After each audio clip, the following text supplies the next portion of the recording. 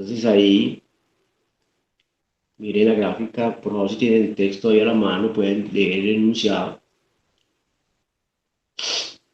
Son dos, como les dije, esto es el ejercicio, acá, ejercicio,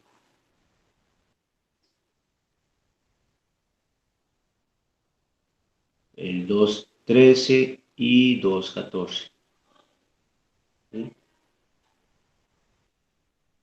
Bueno, entonces acá, eh, entonces el diagrama de cuerpo libre para cada bloque. Ahí tenemos tres bloques. El bloque 2 y el 3 están conectados con esta cuerda, pasando por una polea. Y la polea está fija a otro bloque más grande, el 1, además a M1. En los ejercicios se aplica una fuerza, F, una fuerza externa, y en el 214 no se aplica ninguna fuerza. Se preguntan dos cosas distintas, ¿sí? Bueno, eh, pues ya con antes es hacer obtener las ecuaciones de movimiento, ya ustedes estarían a un paso pues de responder las preguntas que están en esos dos ejercicios. Entonces, diagrama de cuerpo libre, vamos a en este orden M2 que está arriba, ¿sí?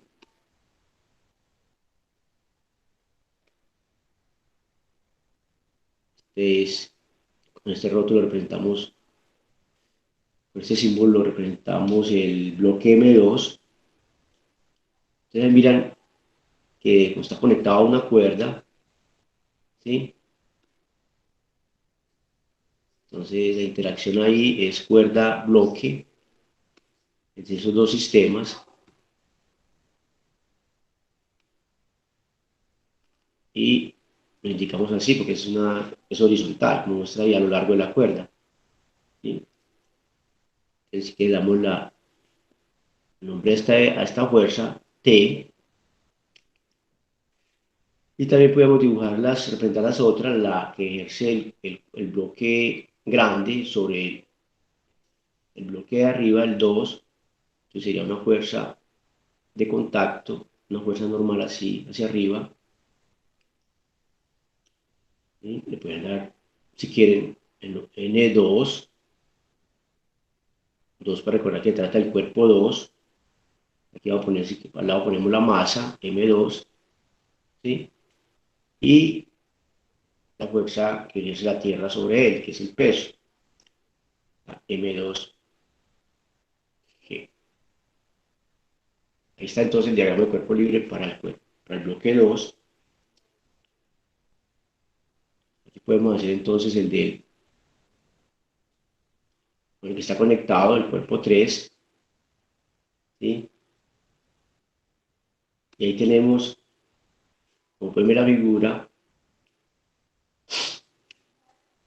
una fuerza de contacto también del cuerpo 1 sobre el 3, pero que ahora tiene una dirección distinta a la anterior y es hacia la derecha. Digamos, la ponemos,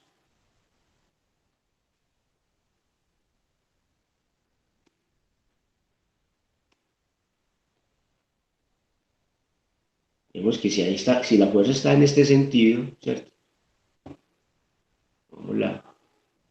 Entonces la fuerza esa que llamamos N3, una fuerza normal, y la cuerda, ¿cierto? Entonces aquí viene la cuerda, ¿sí? Ejerce la cuerda sobre el cuerpo 3, pues le damos un nombre a esto, que es un T, no exactamente la misma, pero no es la misma, pero sí, bajo esas condiciones, esas dos fuerzas, esas dos tensiones tienen la misma magnitud, ¿cierto? Le damos 3, T3, ¿sí? Y esta es el cuerpo 3. Y el peso, ¿cierto? Que es M3. Por último, representamos el cuerpo, el bloque grande, el M1, el 1, ¿sí? Y ahí tenemos pues varias fuerzas que están actuando, que es pues, el peso, M1G, la normal, que ejerce el suelo, el piso sobre él, y todas las fuerzas que habría que uno escribir, representar, N1, N mayúscula normalmente sería como una símbolo para las fuerzas de contacto, ¿cierto? N mayúscula. Bueno, y tenemos también el, la fuerza F, ¿cierto? F está actuando directamente sobre el bloque 1, ¿cierto?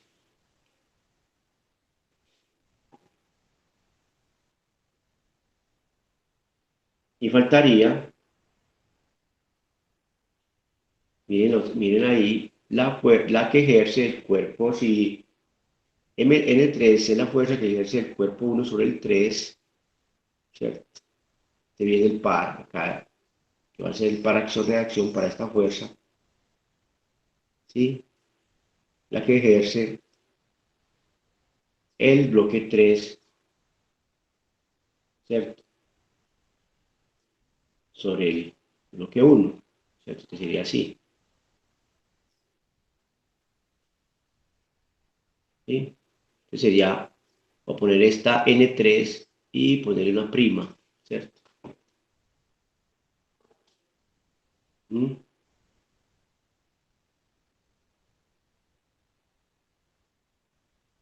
Estarían entonces las fuerzas para esos tres bloques. Entonces sabemos que los que forman un par acción-reacción son N3 y N3', ¿cierto? Y otra cosa que tenemos ahí es que la magnitud de la tensión T es igual a la magnitud de la tensión T3, ¿cierto? Sin ser par, acción y reacción. Entonces es lo que tenemos en ese diagrama. Ahora, el sistema de referencia podemos ubicar acá, al lado derecho, tenemos una pared, pensamos por ejemplo que aquí hay una pared, ¿sí?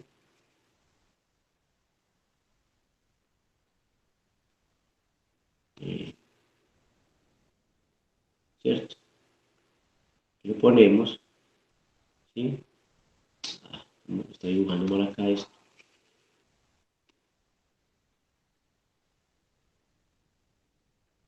¿sí? Y a partir de ahí medimos eh, distancia, ¿cierto? Entonces el origen lo podemos ubicar, si quiere, a nivel del centro de la polea, podría ser por acá, o sea, es como quieran ustedes, ¿cierto? Yo quiero ponerlo acá en el centro de la polea, el origen del sistema de coordenadas, y llamar a esta dirección, esta X, el eje X, y también podría escoger hacia abajo, pues este eje lo voy a poner hacia abajo, lo voy a ubicar aquí hacia abajo, el Y, el eje Y. Pues, ahora entonces las ligaduras que se tienen con esto, se dan cuenta por ejemplo que si, a ver, este es el centro de la polea, aquí a exagerar el dibujo, ¿sí? De la polea, ¿sí? pegado al bloque 1. Por acá viene la cuerda que conecta al cuerpo 2, digamos así. El bloque 2, ¿sí? Es M2, y acá está el cuerpo M3, ¿cierto? Entonces, yo puedo escoger, entonces dije que esta distancia acá corresponde a, acá está el origen del sistema de coordenadas, esta dirección. Yo puedo decir que llamar la posición, la coordenada del cuerpo 3 sería esta, porque escogí hacia abajo, pero no importa, si es negativo, si es hacia arriba o hacia abajo no importa, pero así queda más fácil, ya aquí ya sería positivo, ¿cierto? La distancia que es de acá hasta acá, digámoslo así, ¿cierto? La que ha caído el cuerpo 3 con respecto al centro de esa polea, y las distancias, pues sería, esto sería x1, que va hasta el centro, por acá está la pared, ¿cierto? Por acá está el origen, digamos que por acá está el origen, y esto sería K, sería X2, ¿cierto? Esto sería X2, a partir de acá el origen, ¿sí? X2 y esto sería X1, ¿cierto? X1, entonces ven ustedes ahí que hay una relación entre esas variables, esas coordenadas, que es X1, como pueden ver, menos X2, ¿cierto? Más esta longitud de arco de la cuerda, un cuarto de circunferencia, o sea, pi, digamos que esta polea tiene radio r, ¿cierto? Pi r sobre 2 es este cuarto de circunferencia, y más y es la longitud de la cuerda, llamémoslo L. La cuerda es inextensible, entonces decimos que esta L es constante, la condición que imponemos sobre la cuerda, ¿cierto? Entonces de ahí sale la ligadura entre las aceleraciones de los cuerpos. Derivando dos veces con respecto al tiempo, llegamos a x dos puntos menos y dos puntos, menos x1 dos puntos menos x2 dos puntos más y dos puntos es igual a cero, ¿cierto? Aquí está. Y dos puntos es igual a cero. Aparece, digamos, una de las ligaduras para este problema, ¿cierto? Que es la relación entre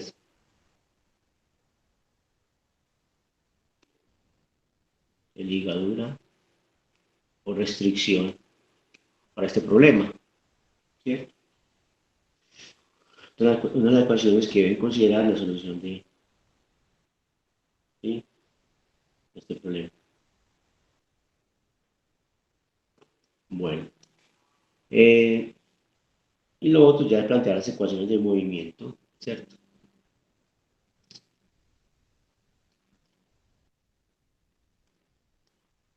Entonces ahí vemos, mirando los diagramas de cuerpo libre, vemos por ejemplo la primera ecuación, ya la vamos a escribir en componentes, ¿cierto? M1, la masa del bloque 1 por la aceleración, o sea que solamente se mueve en una dirección, mire, como pueden ver, en dirección horizontal, ¿sí? Es igual a menos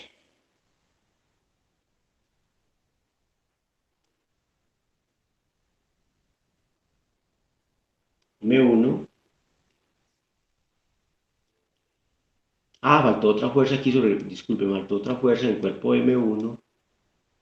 Ojo, aquí en la polea. Mire que aquí, en esta parte no se veía muy claro. Me disculpan.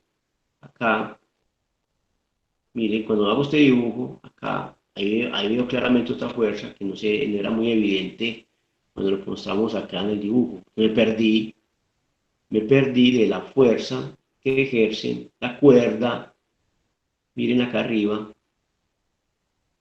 la interacción de la cuerda y la polea. La polea forma parte del bloque uno, ¿cierto? ¿Sí lo ven? Entonces acá, bueno, escribo, si quiero podemos dibujar acá en esta parte una fuerza en esta dirección, vean. ¿Sí? La cuerda está en contacto con esta polea, ¿sí? Entonces hay una fuerza asociada a interacción entre estos dos sistemas, estos dos cuerpos, cuerda-polea. Y la polea forma parte del bloque uno, ¿cierto? Entonces acá en este diagrama de cuerpo libre para el cuerpo uno, el bloque uno, que es este que tengo acá, el último, me faltó representar ahí otra fuerza de tensión, la que ejerce la cuerda con el bloque uno. También en el mismo sentido donde está N3'. Una fuerza que voy a poner aquí T', ¿cierto? T', ¿sí? ¿Lo están viendo? Voy a volverlo a hacer acá, digamos en este tablero para que lo vean.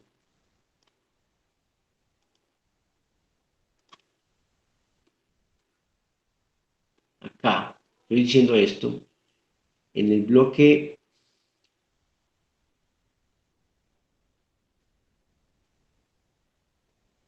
uno, parte del bloque uno es esta polea, está esta fuerza de tensión T', ¿cierto? Esto que está actuando también sobre el cuerpo uno, porque esta polea forma parte del cuerpo uno, ¿cierto? El bloque uno. ¿Sí? Esto es lo que estoy representando acá con esta fuerza que tengo acá.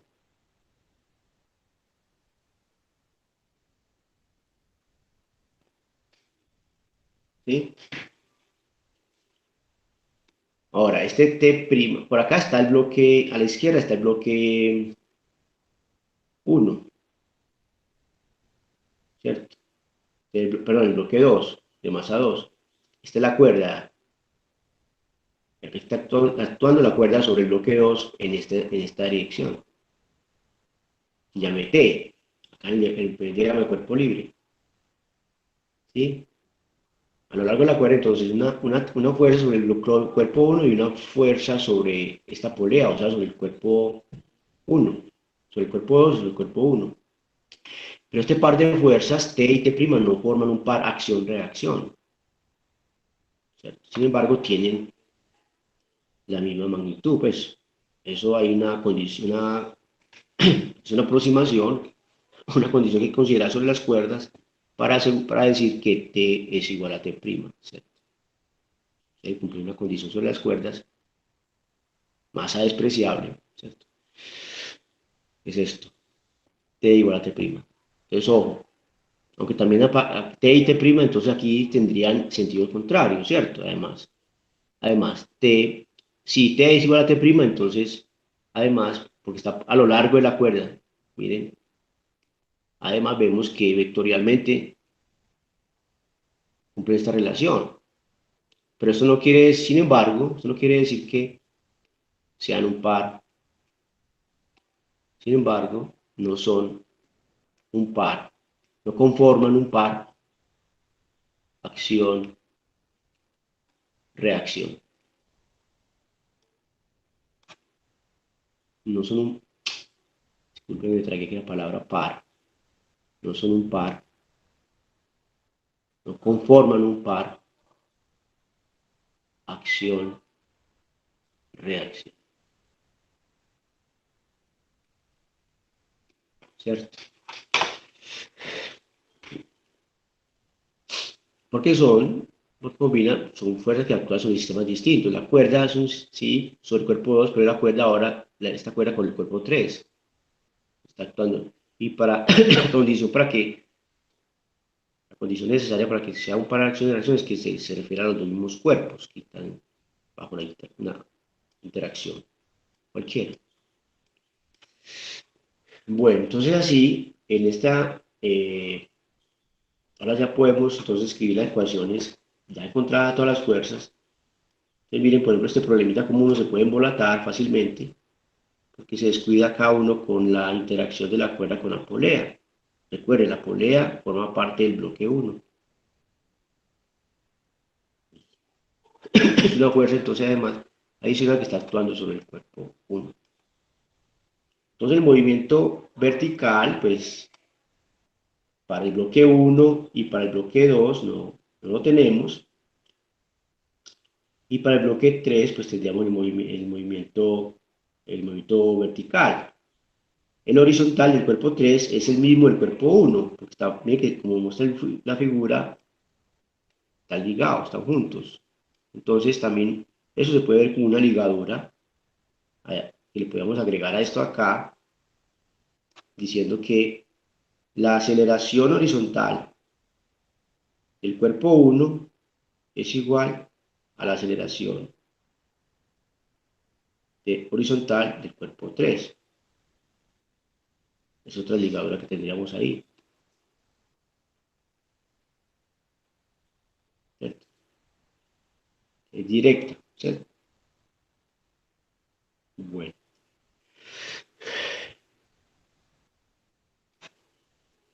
Y ahora entonces las ecuaciones de movimiento.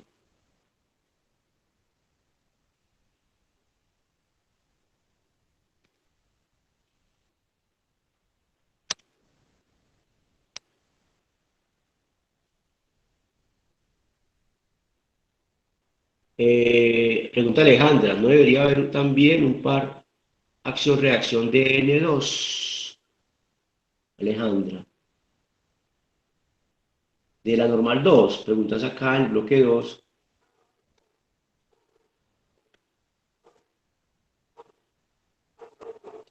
Alejandra, hay un par acción-reacción para cada una de ellas, de esas fuerzas. ¿Sí? Cada una de estas fuerzas tendrá una compañera, ¿cierto? Una pareja, acción-reacción. ¿Sí? N2, para Pero N2, ese perdón. par acción de la normal N2 no estaría sobre el bloque M1. Eh, que N2 es sí, N2 es la fuerza de contacto que ejerce el cuerpo 1 sobre el cuerpo 2, ¿cierto? Entonces, su pareja sería la fuerza que ejerce el cuerpo 2 sobre el cuerpo 1. Ah, ya, usted está diciendo que esa fuerza, tiene razón, muy bien, tendría que también representarla acá en el dibujo, ¿cierto? Acá. Porque mira que, bueno, repasemos este diagrama de cuerpo libre. El primero está bien, ¿cierto? Es el N2, la fuerza asociada a la interacción entre el bloque 1 y el bloque 2. ¿De acuerdo? T mayúscula es la fuerza asociada a la interacción entre el bloque y la cuerda, el bloque de 2. Y pues el peso asociado a la interacción entre el bloque 2 y la Tierra. Listo, no hay más. Al bloque 3 lo mismo, ¿cierto?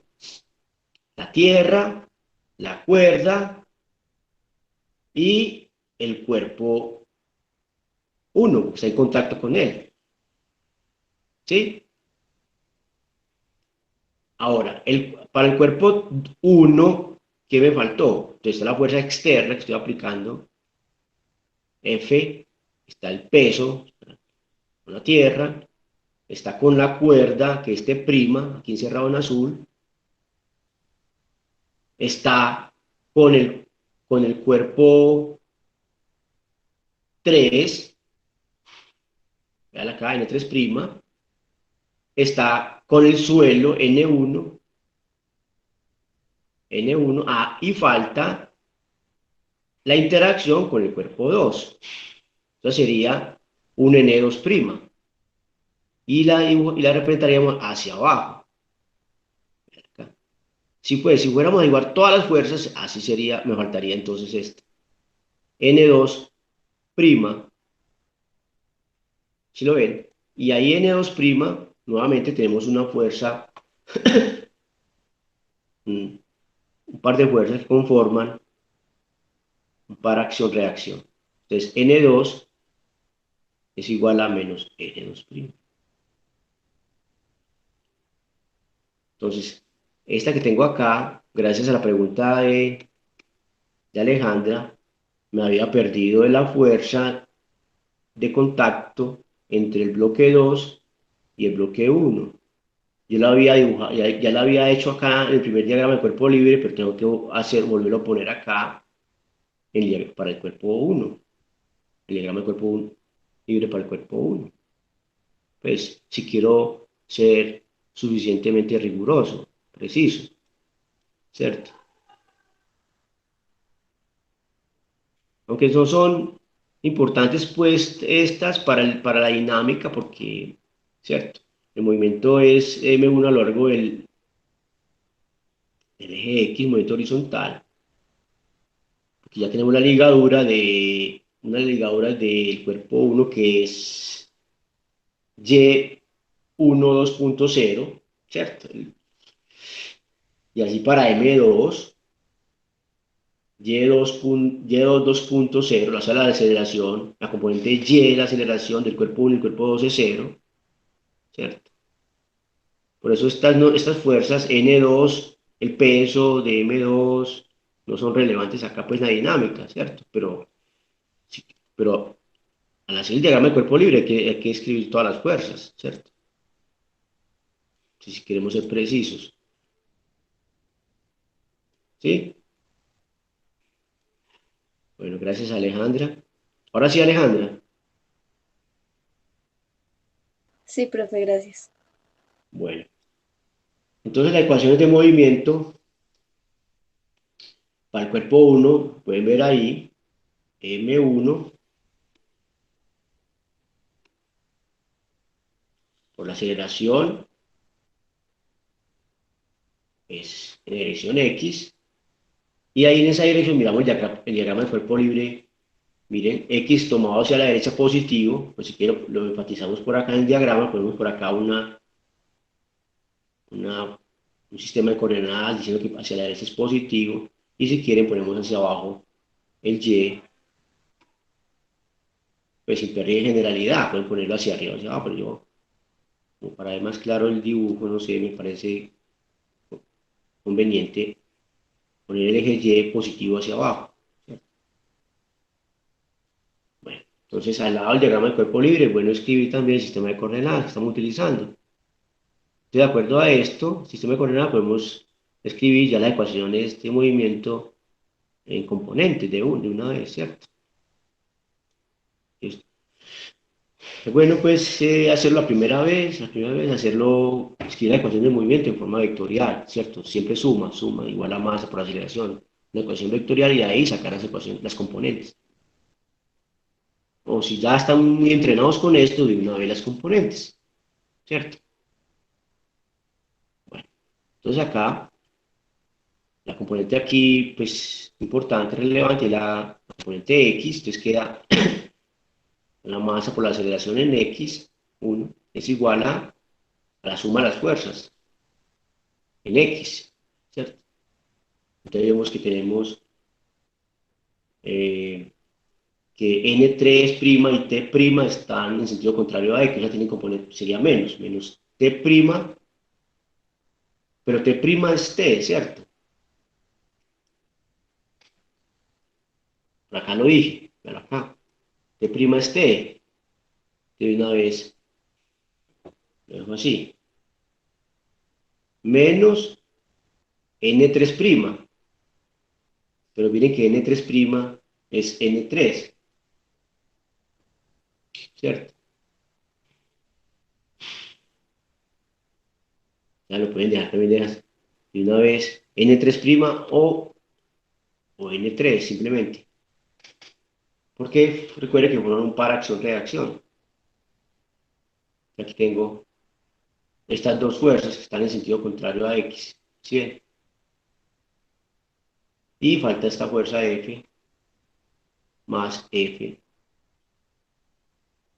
Sería entonces la ecuación de movimiento para el bloque 1. Para el bloque 2, miren que está arriba, M2, X2 puntos igual masa 2 por aceleración 2 igual a T. Miren que T está apuntando hacia la derecha. T, no más. Y M3 por aceleración 3, ¿cierto? Que sería el, el pero ya aquí este no es relevante porque X1 es igual a X3, ¿cierto? Este no es relevante en X3 porque sabemos que X3, ¿cierto? X3 va con X, mire que el X3 va con X3' es igual a X1', ¿cierto? Y la otra sería la componente Y de 3, la M3,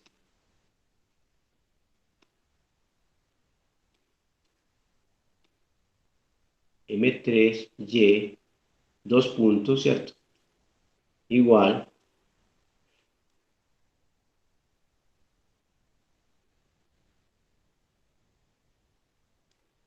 lo ven, acá, M3 igual. M3G, mire que escogí hacia abajo positivo, M3G menos T3.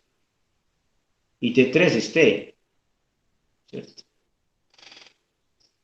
Entonces teníamos las ecuaciones que ustedes tendrían que manipular para... Ahí dejo entonces este problema.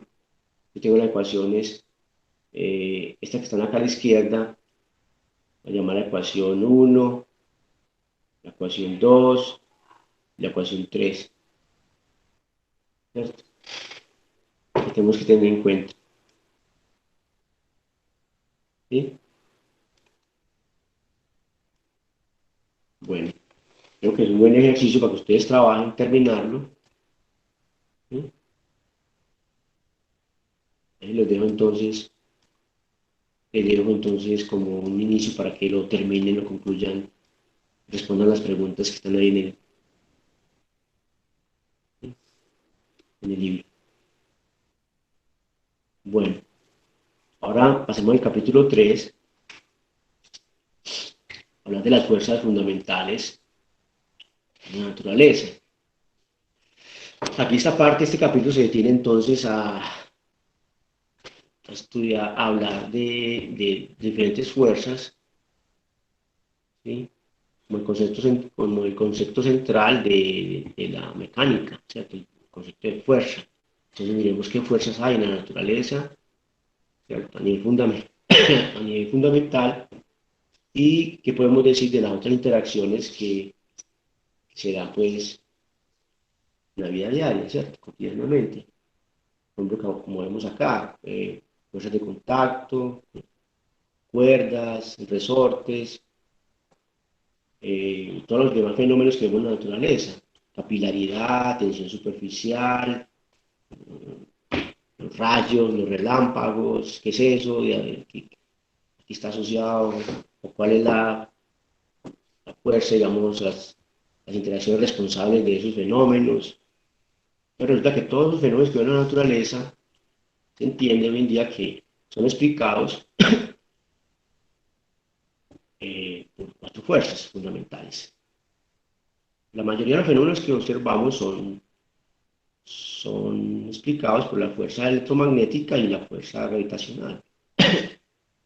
Son los más más cercano a nosotros, que más observamos, que hemos observado desde siempre. ¿Cierto?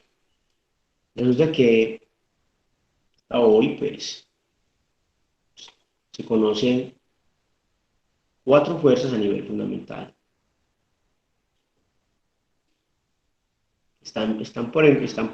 Muchos físicos teóricos, físicos de partículas, están pensando, creen que hay una quinta fuerza fundamental. Se han hecho experimentos ahora en el CERN, parece que salieron unos resultados que están evidenciando una quinta fuerza, porque lo que voy a medir ahí para ciertos experimentos no logran explicarlos, ciertas observaciones no logran explicarlas con las cuatro fuerzas que se conocen. Entonces, parece que se están presentando evidencias de una quinta fuerza. Pero hasta ahora es solo mm, indicios, pero no es nada definitivo. Hay que hacer más experimentos, mucho más para verificar si realmente hay una quinta fuerza o no. ¿Cierto? Entonces, eso es noticia reciente. Claro que la idea de la quinta fuerza sí viene desde hace mucho tiempo, así décadas atrás, ¿cierto? Con las ideas de unificación, con otras ideas teóricas, más teóricas en la física. Pero recientemente, este año, y del año pasado, vienen ya como que hay, hay evidencia experimental de que sí hay una quinta fuerza. Pero como les digo, todavía no es definitivo, ¿cierto?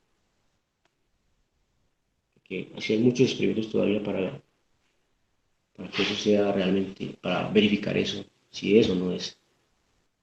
Bueno, entonces hablemos de cuatro fuerzas, las que ya están completamente verificadas. Una de ellas se llama la fuerza fuerte, la fuerza responsable de los fenómenos ya a nivel nuclear, ¿cierto? Por eso también la llaman fuerza nuclear. Y si le diéramos una magnitud a la fuerza fuerte de una unidad uno, un valor uno, como unidad para, de referencia para cuantificar las demás, entonces podría comparar con las demás, podríamos decir que la fuerza electromagnética, si la fuerza fuerte vale uno en intensidad, la fuerza electromagnética valdría del orden, pues, no es que sea exactamente 10 a la menos 2. Está mostrando, pues, que la fuerza electromagnética está cercana a alguna, pues, de esta manera está cercana a la fuerza fuerte, 10 a la menos 2. Y la otra fuerza fundamental, llamada débil, sería del orden de 10 a la menos 6. Y la fuerza gravitacional del orden de 10 a la menos 36, tremendamente pequeña, ¿cierto? O sea, realmente la más débil de todas sería la fuerza gravitacional, la que debería llamarse débil es la fuerza gravitacional. Pero por razones históricas quedó así esto, ¿cierto? La fuerza fuerte y la fuerza débil son descubrimientos del siglo XX y pues como sabemos la fuerza electromagnética y la fuerza gravitacional son de tiempos antiguos, desde la antigüedad, de la edad antigua. Pues conocíamos, bueno, obviamente no como fuerza electromagnética, sino como fuerzas eléctricas y fuerzas magnéticas separadas, ¿cierto? Eso ya se sabía desde épocas antes de Cristo, que cuerpos al flotar adquieren ciertas propiedades, ¿cierto? Que llamaron electricidad, que viene de ámbar, palabra griega, ¿ya? Entonces, ya se sabía de eso, que cuerpos, cuando lo frotamos con otro cuerpo, digamos, un vidrio, lo frotamos con una piel, un plástico, un ámbar, con una seda, otro material, pues, y se cargan eléctricamente. Entonces, pues, aparecen fenómenos de tracción y repulsión entre cuerpos eléctricamente cargados, ¿cierto? Entonces, eso se sabía desde hace mucho tiempo, y así para los fenómenos magnético, una interacción distinta a la eléctrica, que se observó en ciertos materiales, como la magnetita, ¿cierto?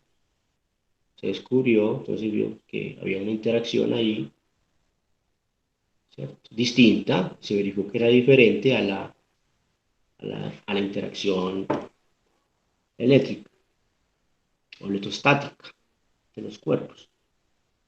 Pero luego, pues, después de mucho desarrollo experimental, de muchas ideas teóricas, ya al último se entendió, después de muchos experimentos, en el siglo XIX, personajes como Ampère, como Oers, eh, la Faraday, ¿cierto? Laplace, mucha gente experimentó sobre esta interacción de electricidad y magnetismo, sobre todo Faraday. Entonces se llegó finalmente a entender que la electricidad y magnetismo son las dos caras de una misma interacción, llamada interacción electromagnética. Van de la mano, están interrelacionadas. Son manifestaciones distintas de una sola interacción, que se llama la interacción electromagnética. Esta unificación la hizo Maxwell en el siglo XIX, alrededor de 1870. Trabajo muy importante de la física, la unificación de la interacción eléctrica y magnética. Entonces, por eso se habla de interacción electromagnética. Entonces, esas dos interacciones que se entendían como distintas realmente son dos manifestaciones de una misma interacción. O sea, simplemente el magnetismo se ve como cargas en movimiento, ¿cierto? La propiedad física entonces de la materia que da cuenta de esta interacción, que siente esta interacción, es la carga eléctrica, ¿cierto? Entonces los fenómenos magnéticos se pueden entender también, se entienden, se comprenden como movimientos de cargas eléctricas. Entonces la fuente es la misma, tanto para el magnetismo como para la electricidad. ¿La fuente cuál es? La carga, esa propiedad física llamada carga eléctrica, ¿cierto? Eh, y para las otras, pues es un poco más complejo, la fuerza débil una interacción muy distinta, una naturaleza muy distinta y que aparece sobre todo o es responsable de la estabilidad de las partículas.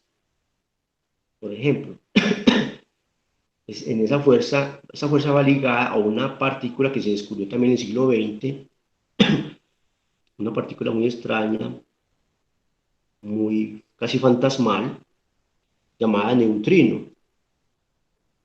Una partícula muy difícil de detectar, de observar, tiene una masa muy pequeña, es de las partículas que tienen, digamos que la partícula que dice que tiene la masa más pequeña, ¿cierto? Y, y aparece en fenómenos como el decaimiento, ¿cierto? En ciertas partículas, como el neutrón. Aquí está mostrando cómo esa interacción es responsable de que un neutrón decaiga, un neutrón libre. ¿No? Si extraemos un neutrón de un núcleo atómico, sometido entonces bajo esta interacción y tendrá un tiempo de vida media más o menos del orden de 13 minutos, de 13 a 15 minutos, y empieza a ocurrir esto, que se transforma en un protón, en un electrón y en esta partícula fantasmal que llaman neutrino, ¿cierto? Eh, es entonces estoy mostrando acá para interacción débil, voy a ponerlo aquí más grande, fuerza débil o interacción débil,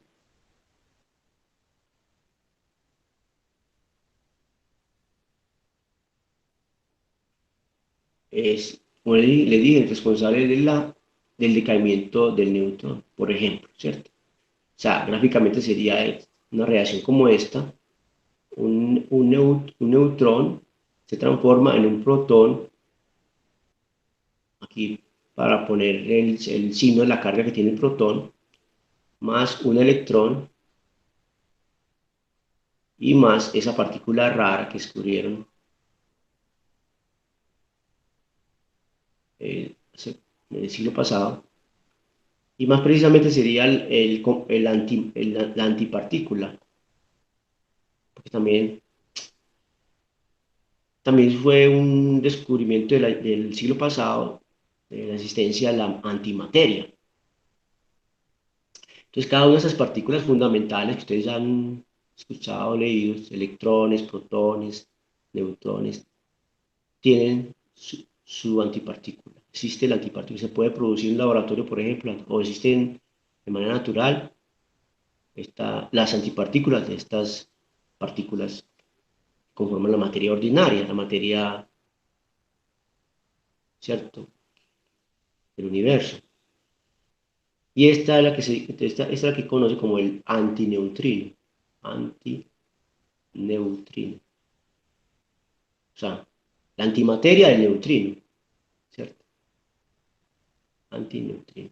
Y su índice E es, porque luego también se descubrió que hay tres clases de neutrinos. El neutrino asociado al electrón se llaman el neutrino electrónico. También hay neutrino asociado a otros hermanitos que tiene el electrón, que es el muón y el tauón. Entonces existen también neutrinos que llaman muónicos y el neutrinos tauónicos, ¿cierto? Entonces, el electrón resulta que tiene hermanitas, tiene dos hermanitas, que son el muón y el tauón. O sea, tienen la misma carga eléctrica, tienen las mismas propiedades físicas, excepto la masa. El muón más pesado que el electrón, ¿cierto? Como 200 veces más pesado. Y el tauón es más pesado que todos los dos, que el muón, como casi 2000 veces más pesado. Entonces, pero las demás propiedades son las mismas. Tiene más carga eléctrica y otras propiedades que tienen con las interacciones débiles, las interacciones fuertes. El electrón, muón y tauón no sienten la interacción fuerte. El protón siente la interacción fuerte, siente la interacción débil, siente la interacción gravitacional y siente la interacción electromagnética. Entonces, por el hecho de tener carga eléctrica, el protón tiene carga eléctrica 1, un electrón tiene carga eléctrica -1. ¿Qué quiere decir eso? La carga eléctrica de un electrón, carga eléctrica,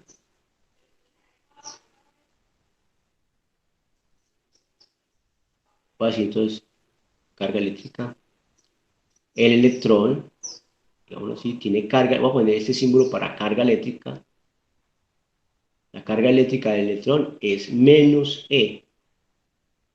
Entonces con ese símbolo quiero decir carga eléctrica. Esto, carga eléctrica D. Carga eléctrica del electrón es -E. La carga eléctrica del protón es E. La carga eléctrica del neutrón, como saben, es cero. Neutrón, eléctricamente neutro. Por eso la palabra neutrón, el nombre neutrón. ¿Sí? Carga eléctrica de los neutrinos, sea electrónico, lo que sea, neutrino se representa con el símbolo, esta letra griega, nu. Pero como les dije, hay tres clases de neutrinos. El que va asociado, está ligado al electrón, llama el neutrino electrónico y tiene carga eléctrica cero. Y este valor E, la carga eléctrica E, se midió, se encontró además que está cuantificada, perdón, que está cuantizada, que solamente existe un número en múltiplos enteros la carga de cualquier, y la carga elemental, que se llama la carga elemental, realmente la carga de un electrón es la carga elemental, la mínima carga que existe, que podemos medir, y vale 1.602 por 10 a la menos 19 la unidad de carga eléctrica en el sistema internacional. Entonces, esta C mayúscula, así como decimos la masa, la unidad de masa en el sistema internacional, 1 kilogramo, la carga eléctrica, hablamos de una unidad para la carga eléctrica en el sistema internacional, y eso se le llama Coulomb. C significa unidad de carga eléctrica en en el sistema internacional. Se conoce como Coulomb.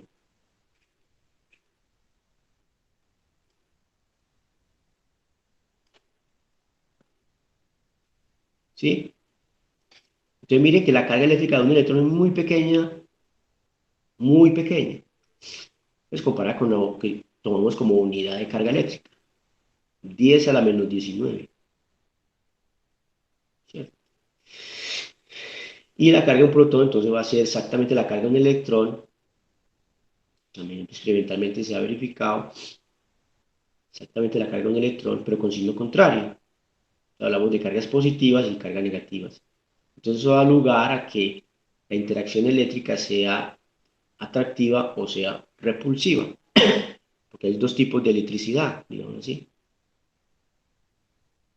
Dos maneras de electrificar los cuerpos, de electrizarlos, quizá por frotamiento o como se quiera eh, electrizar. Bueno, entonces, eh, este sería entonces donde aparece la interacción débil, pero pues, también se observa de muchas formas. Si observáramos, por ejemplo, eh, tratáramos de medir, saber si el Sol, por ejemplo, emite o no neutrinos, ¿cierto? Y de acuerdo al conocimiento de estas reacciones, la interacción débil, ¿sí? Se esperarían, por ejemplo, eh,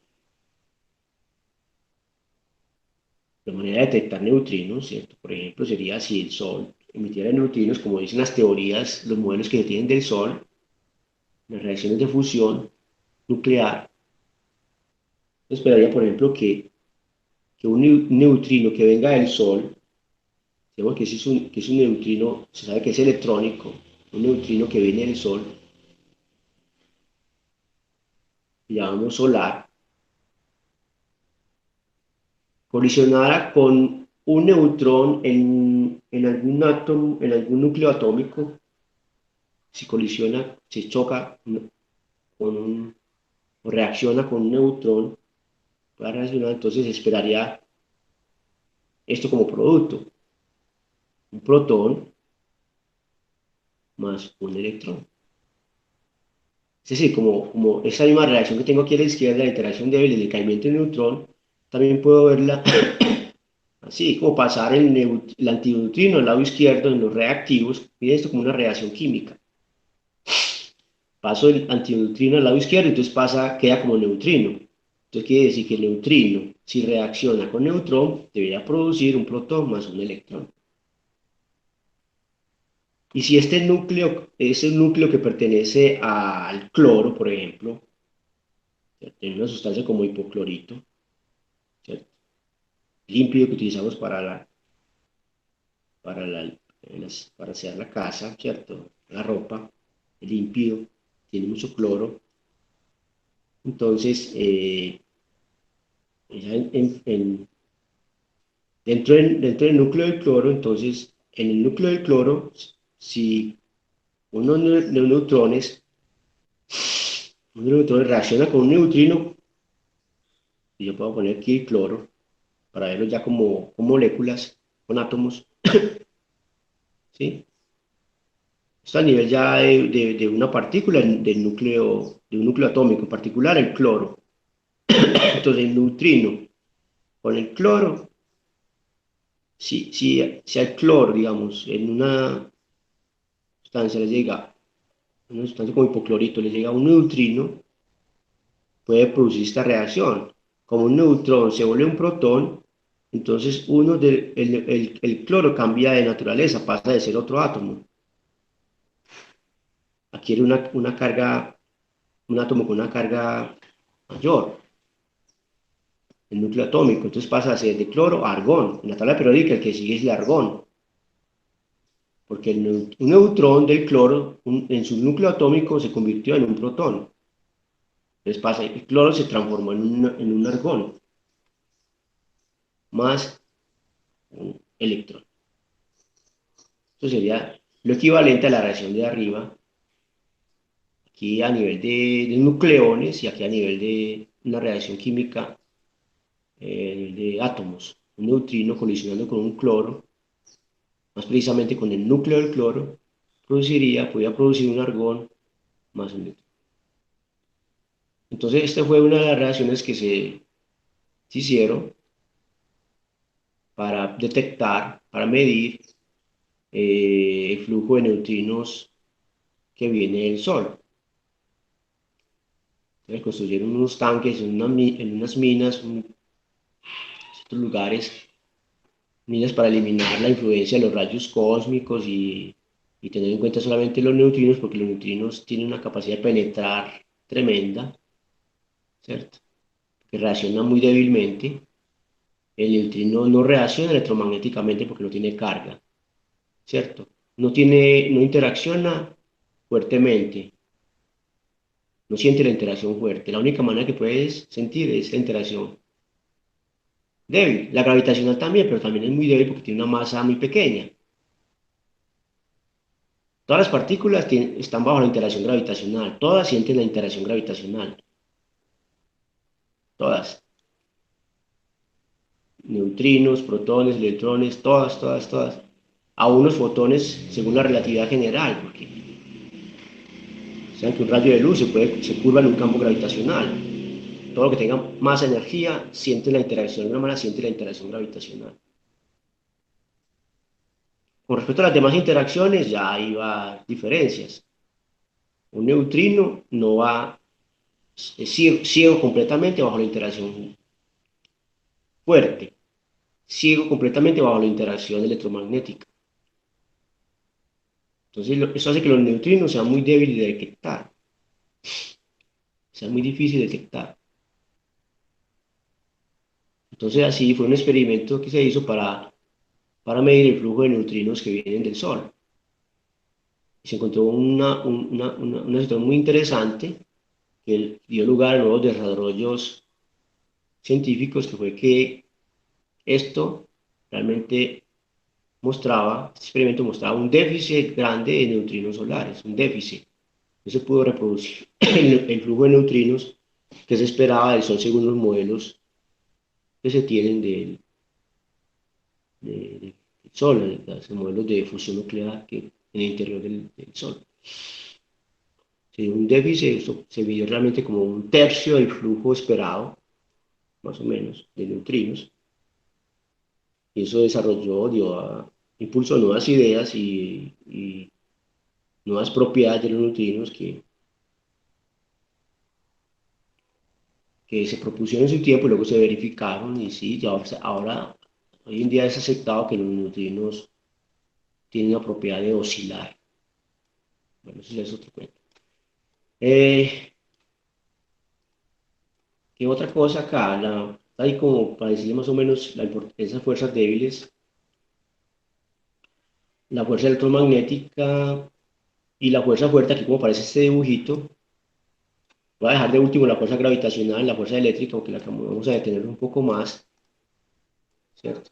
Aquí la fuerza fuerte se manifiesta es un dibujo, que es un libro que les voy a compartir también por Classroom, se llama de materia de interacciones, muy interesante. de mecánica y de física 1 y para física 1 y para física 2, sobre todo para física 1. Le da un tratamiento distinto a la mecánica, como lo vemos presentando aquí, como lo vemos haciendo en el libro de texto guía, con el libro de texto guía, que es a partir del concepto más de energía y de momento, a partir de principios de conservación.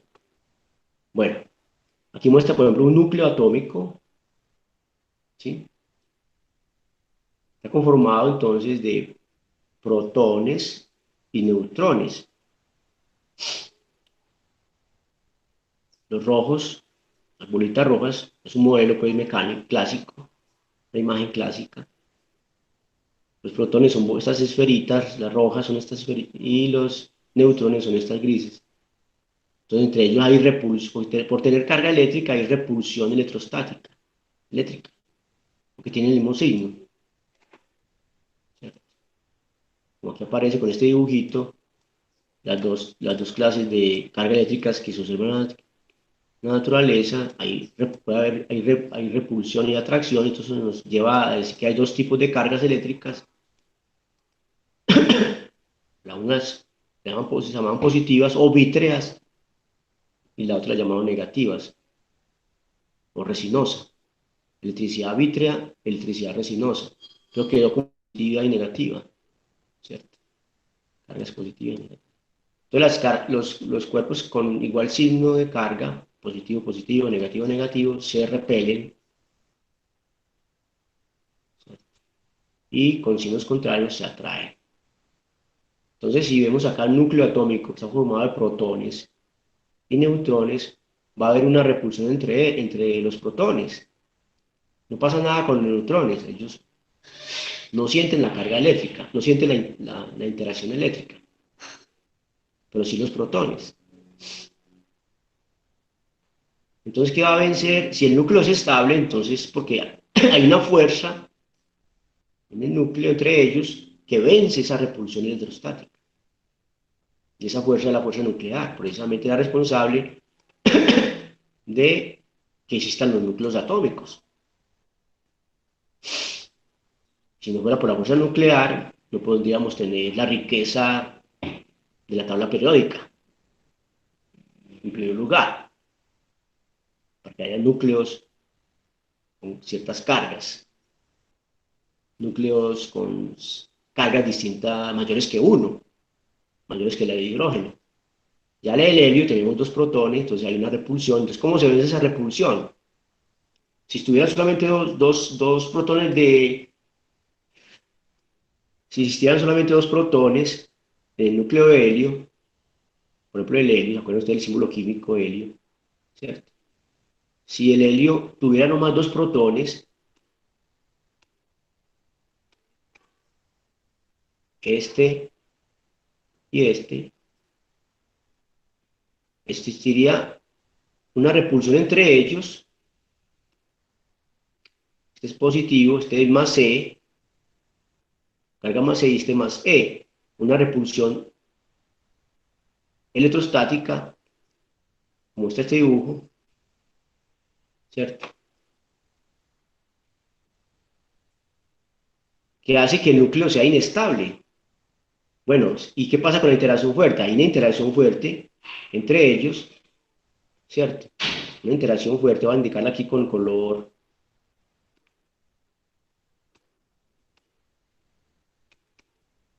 Una interacción fuerte, esta interacción F fuerte, y esta de abajo es la fuerza electromagnética, ¿cierto? Pero resulta que esta fuerza fuerte acá no fue tan fuerte para vencer la repulsión electrostática. Entonces, por eso no existe en la naturaleza isótopos de helio, ¿cierto? Con masa atómica 2. No existen núcleos de helio con dos protones. Eh, los isótopos de helio que existen en la naturaleza es el helio 3 y el helio 4. O sea, este sería el helio 2. El helio 2, este no existe en la naturaleza, no se ha observado, es altamente inestable.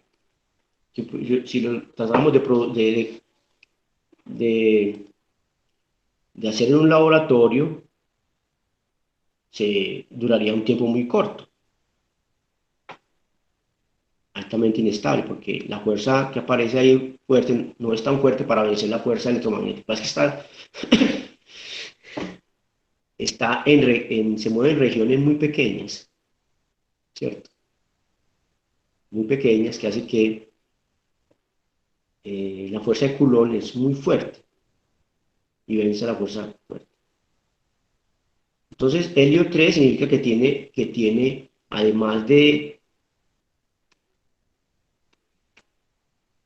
bueno, obviamente va a tener siempre dos protones, porque ese helio, la carga, el número atómico es 2, o sea, la carga del núcleo es 2 cargas del electrón, la carga elemental, y 3 significa que tiene un núcleo más, que es un neutrón. Eso significa y el helio 4 pues tiene dos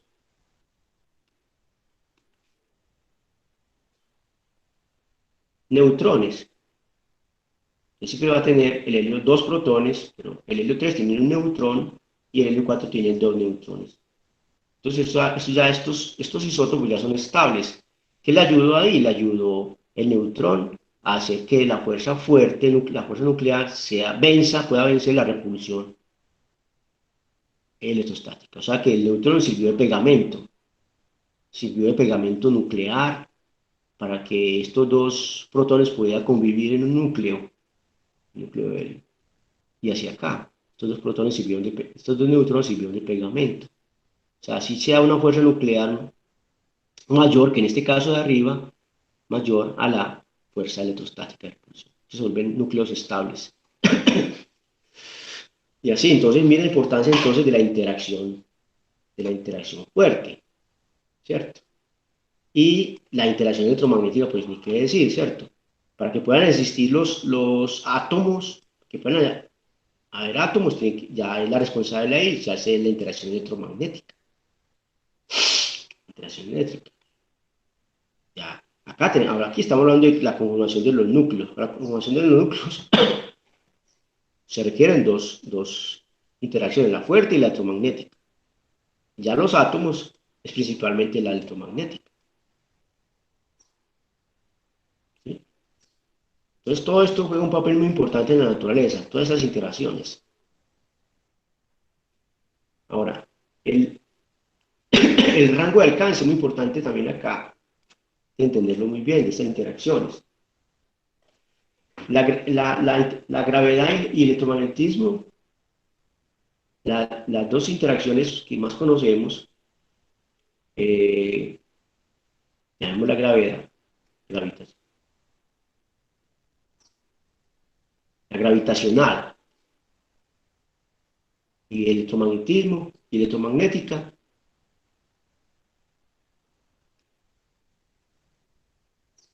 son interacciones de largo alcance. Largo alcance. ¿Lo dicho? Que cuando decimos largo alcance, decimos también que es de rango infinito.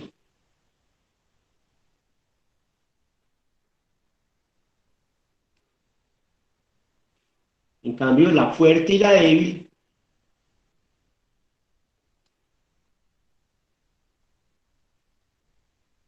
son interacciones o fuerzas también, fuerzas de corto alcance.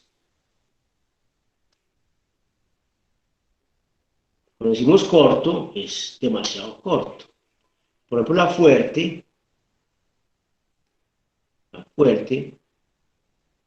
es del orden, el alcance, es del orden del tamaño de un nucleón, precisamente por eso entendemos acá en los núcleos atómicos. Por eso que se dan estas cosas que acabo de comentar. Es del orden de 10 a la menos 15 metros, es lo que se conoce como un Fermi, un fermión, un Fermi, ¿cierto? Y la débil es todavía más corto el alcance,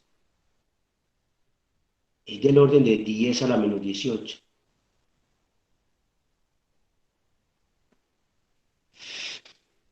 Entonces, miren qué tan corto es. En cambio, a estas distancias, la interacción gravitacional y la fuerte son muy grandes, sobre todo la electromagnética, es muy grande, precisamente por la forma que presenta esa ley, esa interacción, la ley de inverso al cuadrado, ¿cierto? Es directamente proporcional, inversamente proporcional a la distancia que separa el cuadrado. Es decir, entre más cerca estén las partículas cargadas, más fuerte la interacción. Por eso acá es tan fuerte esta interacción en el núcleo, núcleos atómicos, es tan fuerte la interacción electromagnética o eléctrica, porque allí las distancias entre las partículas cargadas es del orden de 10 a la menos 15 metros. 10 a la menos 15 metros se considera como el tamaño de un nucleón. Un, pro, un, un, un protón o un neutrón tiene más o menos ese tamaño, un Fermi, más o menos ese tamaño, ¿cierto? 10 a la menos 15 metros, un protón o un neutrón. Bueno, eh, entonces a cada una de estas interacciones tendrá asociada una carga, una propiedad física que da cuenta de la intensidad de esa interacción. Todas tienen, ¿por qué la interacción gravitacional? Hablamos de la propiedad física llamada masa gravitacional. ¿Por qué la interacción eléctrica? Pues la propiedad física es la carga eléctrica que hace que aparezca esa interacción. Si hay una interacción, hay una propiedad física que está ligada a esa interacción, está relacionada con la intensidad de esa interacción. Para la interacción, para la fuerza electromagnética es la carga eléctrica, para la fuerza gravitacional es la masa gravitacional. También se puede llamar carga gravitacional. Carga eléctrica, carga gravitacional. Y así también las otras esperan entonces cargas asociadas a ellas. ¿Cierto? Para la fuerza débil, se habla ya se entiende eso desde el marco teórico, el modelo estándar, cuál es la carga, realmente se llaman hipercarga, ya en otro nombre, ya unas teorías, ya en el siglo XX se desarrollaron, que unificaron la fuerza débil y la fuerza electromagnética, ya se entendieron como dos manifestaciones distintas de una sola interacción. Ese es el trabajo que hicieron en los años 1967, publicaron un trabajo importante que le dieron el premio Nobel luego a Wahlberg, Salan, Gaucho y Salan, el famoso, los creadores del modelo estándar de interacciones fundamentales, el modelo estándar. Lo que hizo fue unificar esta interacción es fuerza débil con la fuerza electromagnética, le llamaron electrodébil, ¿cierto? Bueno, y la fuerza fuerte también tiene una carga asociada a esa interacción fuerte, y es la carga que llaman carga de color, le llaman así, carga de color. Resulta que las interacciones entre protones, nucleones, es realmente una fuerza residual de la interacción fuerte. Se encontró luego que realmente a nivel fundamental la interacción fuerte es la que se da entre las partículas que constituyen los nucleones, por ejemplo. Resulta que un protón, si lo represento así, con esta imagen, está conformado de tres partecitas, tres partones. Así los experimentos mostraron eso. Un protón está conformado de tres partecitas. Cada una de estas partecitas la llamaron quarks. un nombre que le dio un físico norteamericano, Gell-Mann.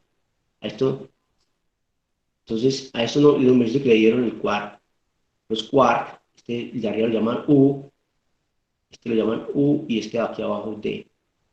Entonces, U, D se le llamó quark. Nombre que se le dio entonces a partículas más fundamentales, elementales que conforman, por ejemplo, un protón. Esto es un protón. Y también para los neutrones, igual para los neutrones, ¿cierto? Y resulta que entre ellos se da realmente la interacción fuerte a nivel fundamental.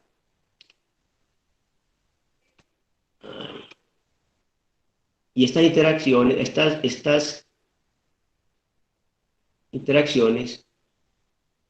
están en azul son las que representan la interacción fuerte. Entonces acá hay, se le asocian las partículas que median esa interacción fuerte, que llaman gluones.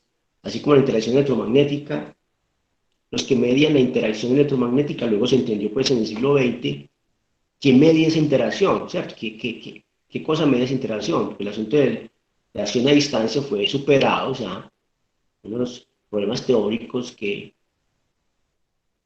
trató de resolver Newton, ya desde Newton, pero ya luego se entendió que desde Maxwell, más con interacción electromagnética, ¿cierto?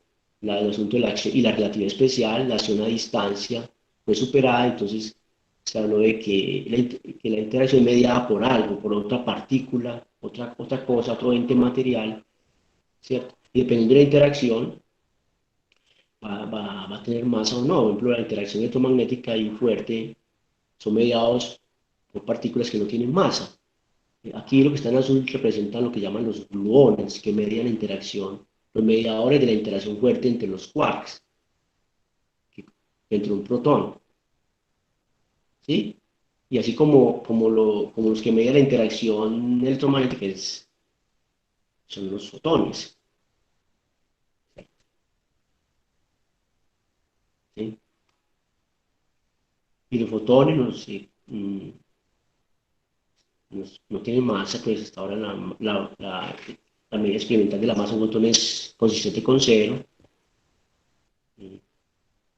Y habrá otras partículas ya para las otras interacciones, como lo mismo se cree la interacción gravitacional, ¿sí? Desde el punto de vista de las teorías modernas, también la interacción gravitacional mediada por partículas, ¿sí? Y a veces se llama el gravitón, ¿cierto? El gravitón es el que media la interacción gravitacional. Bueno, también se cree que por ser de largo alcance, mm, no tiene masa cero el gravitón. Y las partículas que van a tener masa en media hora de la interacción es la interacción débil. Las que median la interacción débil son partículas que son campos con partículas con masa y una masa relativamente grande. Se llaman los W y los Z. Eso ya se entendió desde el modelo estándar de la interacción electrodébil. Entonces, es lo que se vino dando en el desarrollo de la ciencia, ¿cierto? Como les dije, la gravedad primero, ¿cierto? El desarrollo de la ciencia, la gravitación, la gravedad, por un lado, la electricidad, por otro lado, magnetismo, por otro lado, eran, eran interacciones que se conocían en la antigüedad, ¿cierto? En la época antigua,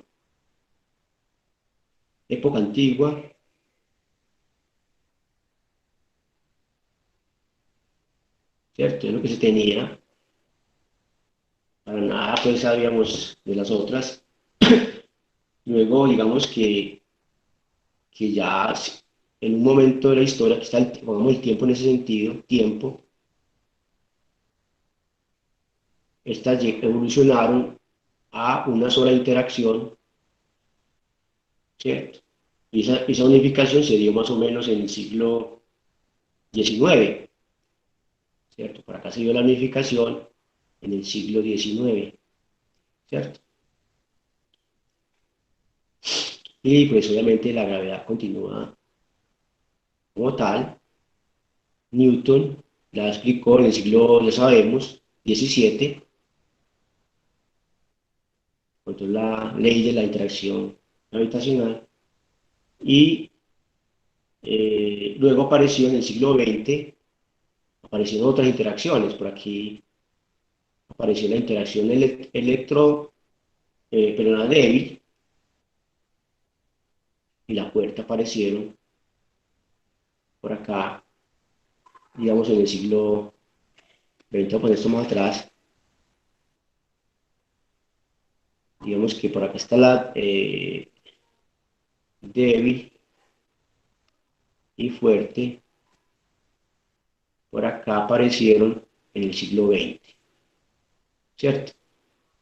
Y luego estas dos, precisamente cuando apareció la débil, inmediatamente al poco tiempo se unificaron.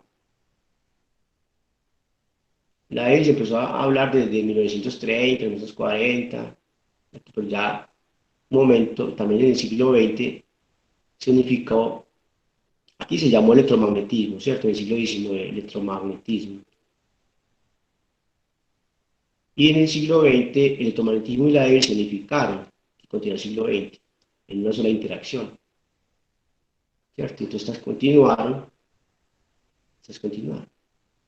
Claro que también hay una especie de unificación entre electromagnetismo, electrodébil y la fuerte en el modelo estándar, pero no es exactamente una unificación, electrodébil.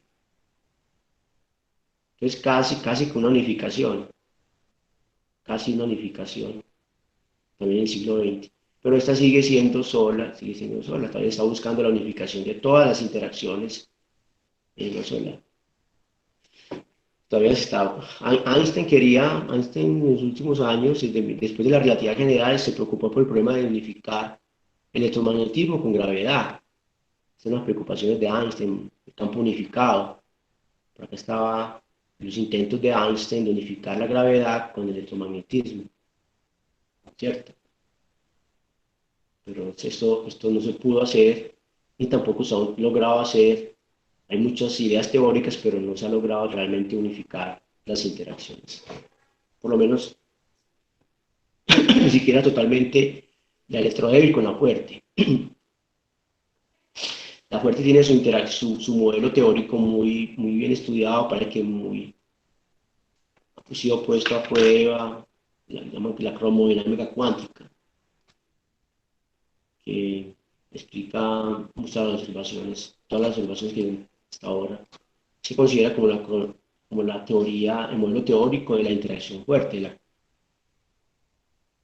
la cromodinámica cuántica. Bueno, entonces ahora pasemos a hablar de la gravedad, que es el que mejor conocemos. Aquí tenemos pues, prácticamente la ley de la gravitación universal, que fue descubierta en 1666, lo sabemos, ¿cierto?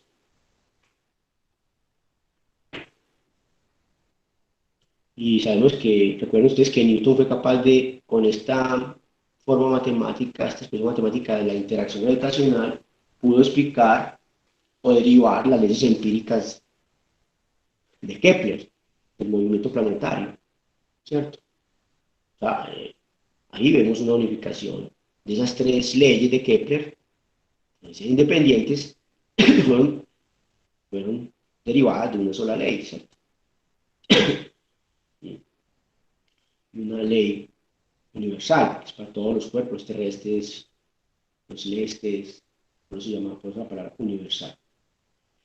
Entonces, se encontró que esa fuerza de interacción entre los cuerpos, como está acá el dibujo, ¿cierto?, es directamente proporcional a la masa, pero ¿qué masa? ¿Cierto? Hay una propiedad física, pues, ya con la cantidad de materia que tiene el cuerpo, ¿cierto? Por ahora masa, pues, más precisamente debería llamarse masa gravitacional, porque está asociada a esta interacción, y es el producto de sus masas, ¿cierto? E inversamente proporcional a la distancia que los separa. Estoy pensando como si estas masas fueran un puntos, ¿cierto? Un par de puntos, masas puntuales. Todavía entonces se considera la extensión. Esa sería la forma que tendría si fueran puntos, ¿cierto? Entonces la fuerza además es atractiva, pues la flecha, la que ejerce acá a la derecha sería la fuerza que ejerce la masa del cuerpo A sobre el cuerpo B y la de la izquierda la que ejerce el cuerpo B sobre el cuerpo A. Es decir, sería esta la magnitud y el coeficiente de proporcionalidad lo llamaron G, ¿sí? Y, y el valor que se obtiene experimentalmente, la constante de gravitación universal. ¿Sí? Ahora el signo pues viene ya en forma vectorial, sería decir, hombre, si quiero poner un vector unitario en el cuerpo A apuntando hacia el cuerpo B radialmente, ¿cierto? Sería sobre la línea que los une, el vector unitario que tengo aquí abajo. Entonces puedo escribir esta fuerza de forma vectorial. Si quiero escribir entonces eh, respecto al vector R que he dibujado ahí, ¿cierto? Entonces, ahora esta fuerza que quiero, esta fuerza para qué va, para cuál va a ser, después de los cuerpos. Así quiero tener esta fuerza sobre el cuerpo B, ¿cierto? Esta es la derecha. Entonces, sería pues, si es el cuerpo B, entonces sería esta F que tengo acá, la que quiero representar ahí. Entonces, mire que está en sentido contrario el vector R que escogí, entonces tendría un menos acá. Y ahora para decir exactamente dónde, sobre cuál actúa, entonces podemos ponerle un subíndice a esta fuerza, decir, por ejemplo, ¿cómo lo leemos? Vamos a leerlo así. La fuerza sobre el cuerpo B debido al cuerpo A, en ese orden. Entonces, BA. Aquí también le pongo BA. ¿Cierto? Y ahí tenemos un par de sistemas, esos cuerpos son un par de sistemas, y hay una interacción, ¿cierto? Una interacción mediada entre ellos. Esta que tengo aquí en azul es la interacción entre esos cuerpos. Es la interacción gravitacional, cuya expresión matemática es esta que encontró Newton, ¿cierto? La famosa ley de inverso al cuadrado, la distancia al cuadrado, ¿cierto? Inverso a la distancia al cuadrado. Esa ley de interacción es lo que quiero representar ahí con esta ondita azul.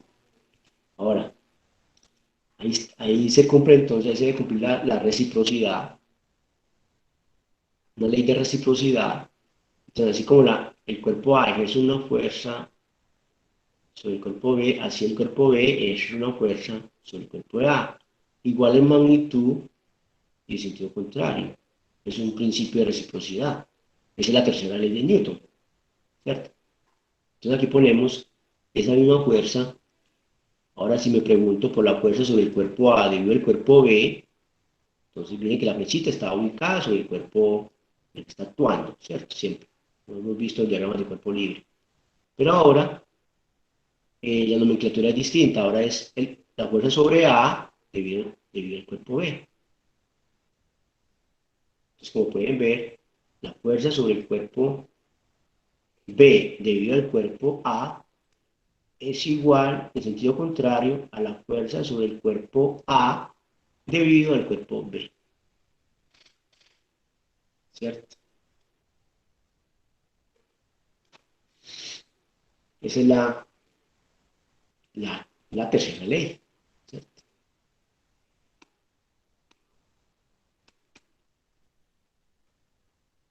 Pero eso cumple. Ahora, el valor de G,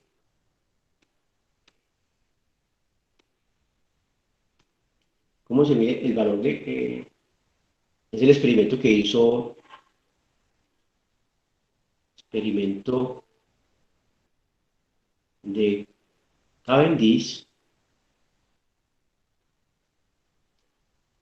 ¿cierto? Fue alrededor de 1797, 98,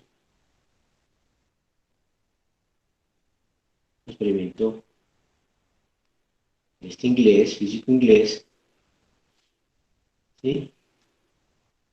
Y pues es lo que trabaja con una balanza de torsión, ¿cierto? Tenemos un hilo, una fibra mm, de, de cuarzo, creo que hoy en día, no sé si en la época fue una fibra de cuarzo, pero hoy en día se utiliza una fibra de cuarzo que va a experimentar una torsión, ¿cierto? Y pues bueno, pues si ustedes ya lo han visto, me imagino que y aquí tenemos una barra metálica que conecta un par de esferas metálicas, ¿cierto? Como experimento, son esferas metálicas, existe una fibra, muy delgada fibra, muy fina, fibra de cuarzo. Esto con la balanza de torsión. Esto es una barra que une estas dos esferas metálicas, ¿sí? Este experimento muy famoso, lo pueden encontrar, hay muchos videos sobre eso, para que lo miren. Entonces acercan otra masita por acá y ven y miden, eso tiene espejos, tiene muchas cosas, puede ser, cosita experimental. Y logra eso. En la época de Cavendish, miren, logró siempre medir, pero determinar, no sé con qué precisión, que voy a averiguar, pero que ahora el valor experimental que se tiene de G, este experimento es 6.67, pues tiene más cifras significativas, 6.67, tal vez 10 pues por 10 a la menos 11, ¿cierto? Y las unidades correspondientes, que en el sistema internacional que sería Newton, ¿cierto? Metro cuadrado, ¿cierto? Kilogramo al cuadrado. Sí, al reemplazar, al subir esta G aquí arriba, pues se debe cancelar kilogramos, se cancela con eso, y se cancela metro cuadrado, queda newton, ¿cierto? Como para chequear, pues, las unidades de G. Es un valor muy pequeño, muy difícil de medir. Se dice que es la constante, una de las constantes fundamentales, la constante fundamental que tiene menos exactitud, es como una parte en 10 a la 4, más o menos. Pero bueno, es un valor, de todas maneras, muy bueno, ¿cierto? Con esa precisión, pero hay otras cantidades fundamentales con una precisión, pues, pasmosa. Bueno, eh, y perdón, aquí estaba haciendo entonces si esto para partículas cargas puntuales, ¿cierto? Un punto que sería pues para otros cuerpos extensivos, ¿sí? Eh, ponerlo acá entonces, continuar acá, ya para, si ya miramos qué pasa con la fuerza gravitatoria de una esfera, ¿cierto? Entre esferas, por ejemplo, que es uno de los problemas que encontró Newton que necesitaba resolver para entender el movimiento planetario, ¿cierto? Entonces, ya acá necesitaríamos mirar un cuerpo esférico formado por Este cuerpo primero pues, empezaría con una superficie, ¿cierto? Una cascarón esférico, cascarón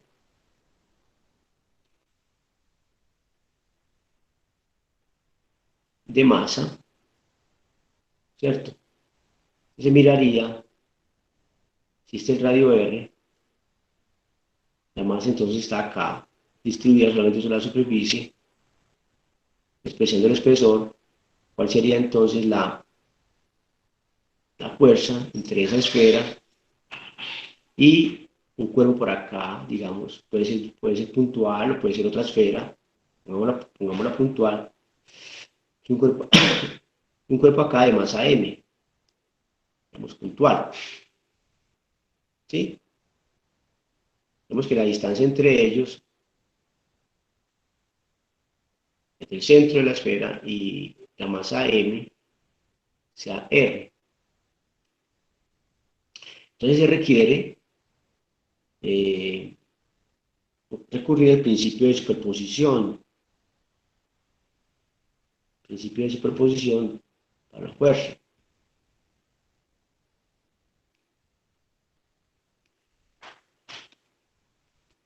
Es decir,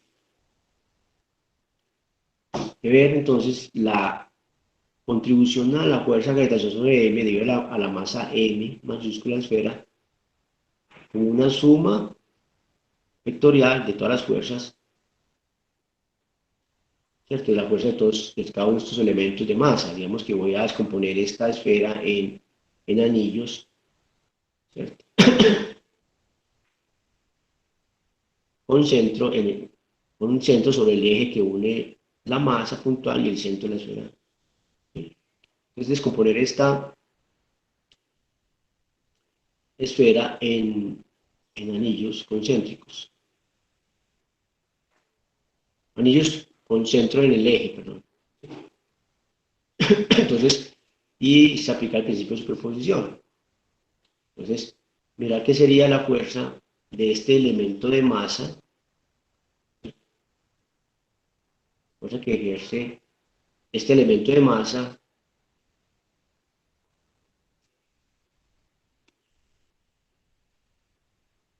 sobre la masa M minúscula. ¿Sí? Primero, entonces tendría que entender primero eso, cuál es la masa. Eso es un elemento de masa, ¿sí? Y aplicar, ahí decir que eso corresponde a un elemento de fuerza, ¿cierto? Sería un G. Por ejemplo, si yo llamo esto de acá arriba, este elemento de masa, la llamo dm, no sé, voy a darle otro nombre, un elemento de esa masa finita m, sería entonces el dm, ¿cierto? Por m, dividido por la distancia, sería esta distancia de acá arriba. Ese hay que llamarlo K1R'. Pero ahí lo estaría haciendo mal porque estoy tomando estoy mirando es un punto acá y yo tengo un anillo, ¿cierto? Ahí tendría que mirar cuál es la fuerza para este anillo, sumando sobre todas estas fuerzas que están acá. Bueno, no es tan simple, pues, tendría que mirar, si tomara un elemento acá, un elemento de este anillo, sería así como tengo acá. El vector sería este, el R, ¿cierto? Sería R, contando sobre la masa M y, si no menos, si la fuerza sería actuando así,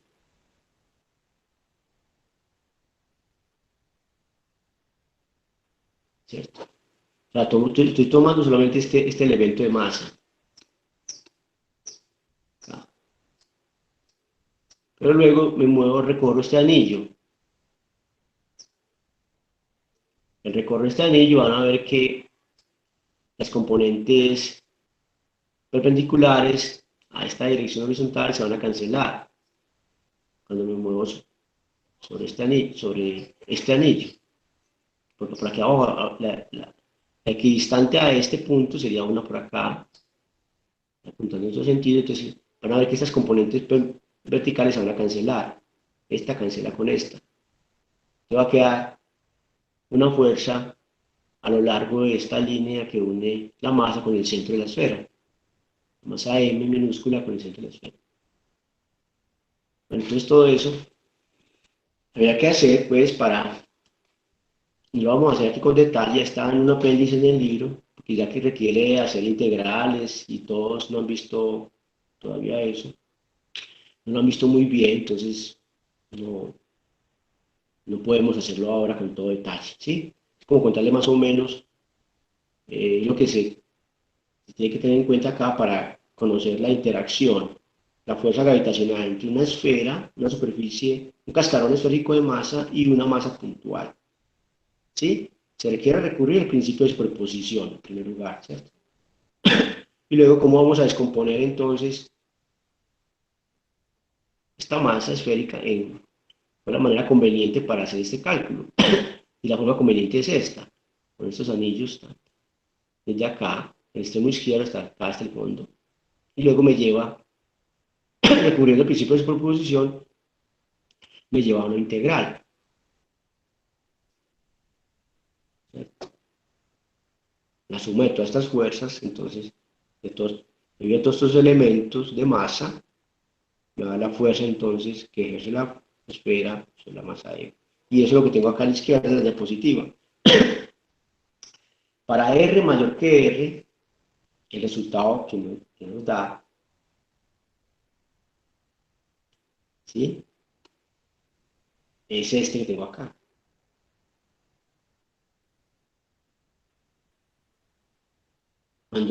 Cuando la masa está fuera de la esfera, la R minúscula mayor que R mayúscula, como tengo acá en el dibujo, el resultado es, después de integrar, recurrir al principio de superposición e integrar, nos da que la fuerza sobre la masa M exterior es menos que por el producto de las masas. La masa del cascarón esférico dividido la distancia entre el centro de la esfera y la. Es como si finalmente tuviéramos dos masas puntuales, porque es la misma expresión que teníamos acá arriba de la segunda ley de la misma forma matemática, ¿cierto?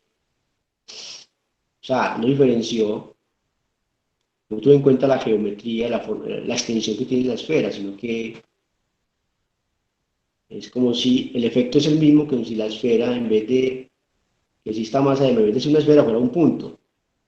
El efecto fue el mismo, que un M concentrado acá en su centro, acá en el centro de la esfera, ¿sí? Y la masa M, pues ahí donde está la otra, y la distancia que separa es R. R entre, obviamente estoy diciendo R es entre el centro y la masa, ¿cierto? Es el R. ¿Sí? Tiene que ir lo mismo. Es en el caso que entonces que R, para el caso entonces R mayor que R. Y para el otro caso, que la otra situación es cuando la masa, si la masa se encontrara en el interior del centro, R, y la masa estuviera por acá, en algún punto del interior. Aquí tengo la masa de la esfera M, nuevamente un cascarón esférico de masa. O sea, que estamos mirando el caso en que R sea menor que R, porque R minúsculo estamos diciendo es entre el centro de la esfera y la masa puntual, este es R, ¿cierto? Para ese caso, es fácil, un argumento que ya utilizó Newton en su tiempo, fue la construcción que hizo Newton, para entender que en el interior, acá, esta masa M no experimenta ninguna fuerza gravitacional, la fuerza es cero. Tienes que entender esto, muy fácil de hacer, muy fácil de entender, lo podemos ver, ¿cierto?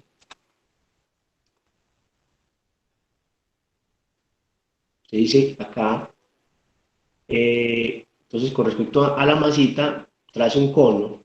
Vamos a volver a dibujar acá, aquí está ya. Hay que ver, no se volvió esfera.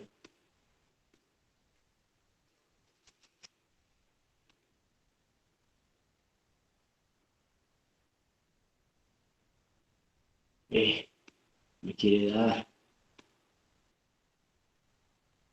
Bueno, démoslo así. Aquí está el dibujito que aparece acá en la diapositiva, ¿cierto? Está la masita M y por ahí trazamos un par de conos, donde se viene a ser el vértice del cono. Estoy exagerando, aquí está la masita. Aquí tenemos que esta de acá tiene una masa, no, está dañando esto, no me va a servir. Acá tendrá entonces una área, ¿cierto? A2 y esta tendrá acá un área A1, un área superficial.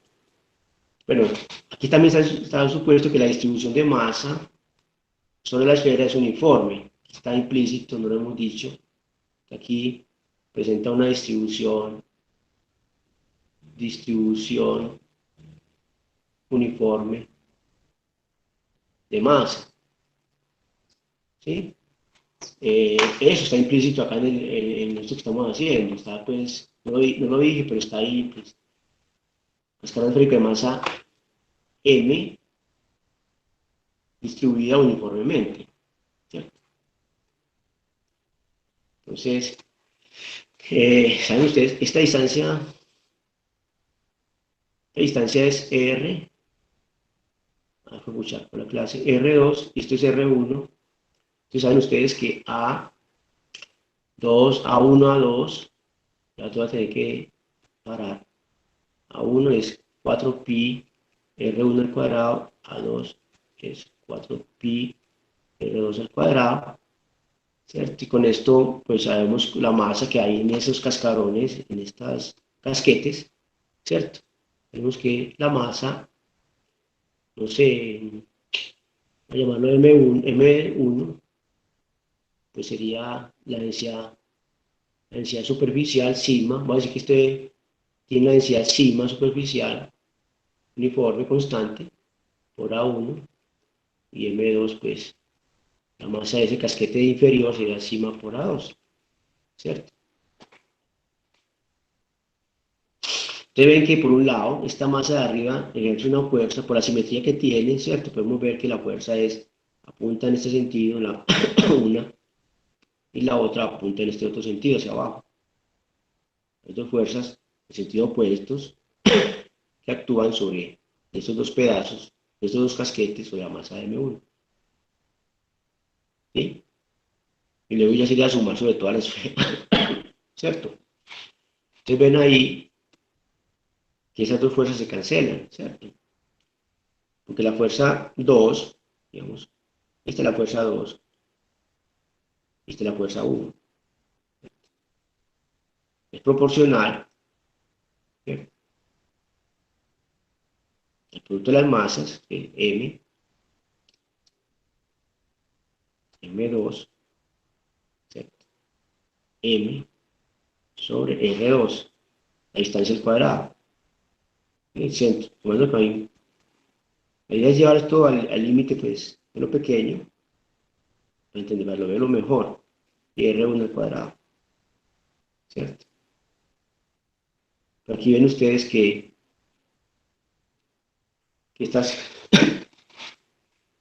cantidades son iguales, porque A2 es directamente proporcional a R al cuadrado, y la fuerza es inversamente proporcional a R, y la masa es proporcional al área. Aquí vemos que estas dos cosas concluimos que F1 es igual a F2, ¿cierto? Entonces, considera así pares, así para todas, entonces, cualquier par de conos que tome, se cancelan las fuerzas sobre la masa, ¿cierto? Es conclusión, la fuerza sobre la masa M es igual, sí, debido a la masa, al cascarón esférico. Sí. Bueno, muchachos, dejemos ahí. Falta discutir un poco la interacción eléctrica y compararlas para luego ya pasar a las fuerzas electrostáticas, a las fuerzas fenomenológicas, que es lo que realmente necesitamos. Por ahora entender un poco más, vamos aquí a deducir de la fuerza gravitacional, de este resultado, ver cómo aparece la aceleración de la gravedad y calcular, estimar el valor de esa aceleración en la cercanía de la superficie de la Tierra. ¿Cierto? Luego compararla con la interacción eléctrica, mencionaré la interacción eléctrica para comparar las magnitudes e intensidades y luego ya pasar a las fuerzas fenomenológicas. Fuerzas de contacto, fuerzas de tensión en una cuerda, fuerzas de fricción, viscosidad, ¿sí? Etcétera. Bueno, muchachos, todo por hoy. Profe, muchas gracias, hasta luego. Hasta luego.